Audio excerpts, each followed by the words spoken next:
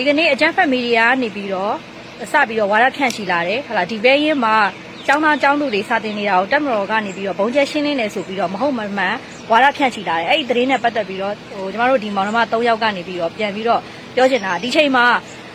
အဖြူစိမ့်ဝှက်ပြီးကျောင်းသားကျောင်းသူတွေစာတင်ကြရတဲ့အချိန်ကာလမဟုတ်ဘူးဒီချိန်ကကျောင်းပိတ်တဲ့ຢာဒီပြီးတော့ဒီဘဲရင်မှာပညာသင်ကြားနေရပြောအောင်ကလည်းဒီဘဲရင်ကဒါစာမွေးပြန်ဖြေရတဲ့grade ကျောင်းသူကျောင်းသားတွေရှိတဲ့နေရာမျိုးလည်းမဟုတ်ဘူးဒါကြောင့်မလို့ဒီဖြစ်စဉ်ကြီးကတမင်တက်လောက်ကြံဖန်တီးထားတယ်ဆိုတဲ့အကြောင်းကိုကျွန်မအနေနဲ့ကနဦးပြောချင်ပါတယ်ကိုစောဝင်းဘာပြောမလဲဒါကတော့သူတို့ကပေါ့နော်ဒီတိုင်းပြည်ကိုနိုင်ငံရေးအမျက်ထုတ်တယ်ပြီးလို့ရှိရင်တစ်ဖက်ကဟိုပေါ့နော်လုံးရက်တွေအပေါ်မှာသူတို့ကြာရှုံးနေတာကိုတစ်ဖက်ကလူတွေပေါ့နော်ဟိုကြာရှုံးမှုဖြစ်အောင်တစ်ဖက်ကလူတွေကဒီလိုစာတင်ကြောင်းတွေကိုဘုံကျဲပါတယ်ဆိုတာကိုဖြစ်အောင်လို့လုံးကြံဖန်တီးပြီးတော့မှအောက်တန်းဆန်ဆိုတာလို့ဆိုနေတာဖြစ်တယ်အဲဥစ္စာကသတင်းမှားဖြစ်တယ်နော်ဒီမင်းကလုံးဝလည်းပညာလည်းမတော်ကြောင်းလည်းမဖွင့်ဘူးပညာသင်ကြားတဲ့ဘောလုံးကိုဒီမှာလေးတို့ဆိုဖေးသေးတွေဖြစ်ရတယ်ဟိုကကောင်းတယ်နော်ဒီလိုဆိုကိုပြောပါဦးကျွန်တော်တို့အဲ့ဒီဘဲရင်ချင်တဲ့သိရရင်ဒီဘဲရင်မှာကကျွန်တော်တို့ပညာရေးရန်တွေရက်နေရန်တွေရက်နေတယ်နောက်တစ်ခုကကျွန်တော်တို့ခြားသောဝန်ဆောင်မှုရန်တွေအားလုံးရက်နေ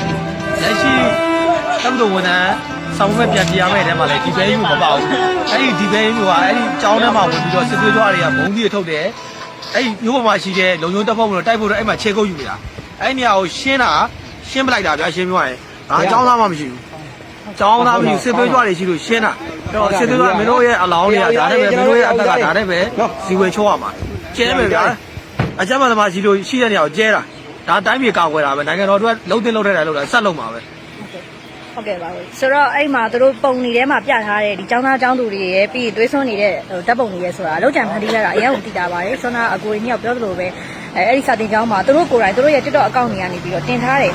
ဒီကျောင်းတွေဒီစာတင်ကျောင်းတွေထဲမှာ drone တွေဘုံတွေပြုလုပ်နေတဲ့ video file တွေသူတို့ကိုယ်တိုင်လည်းတင်ထားတယ်အဲ့ဒီ file ကိုလည်းကျွန်မဒီ video ရဲ့အဆုံးမှာထည့်ပေးထားပါမယ်ဆိုတော့အဲ့လိုမျိုးအကြမ်းဖက်သမားတွေစုဝေးပြီးတော့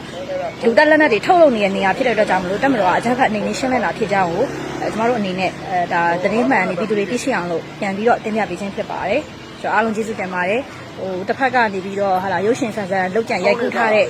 ဟို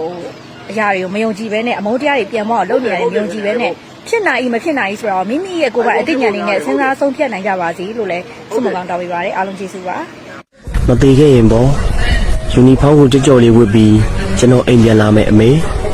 ရွေးချယ်ခဲ့တဲ့လမ်းမမကြောင်ဒီနိုင်ငံကြီးအေးချမ်းသွားတဲ့အခါကျရင်အားလုံးကိုသက်သေပြမယ်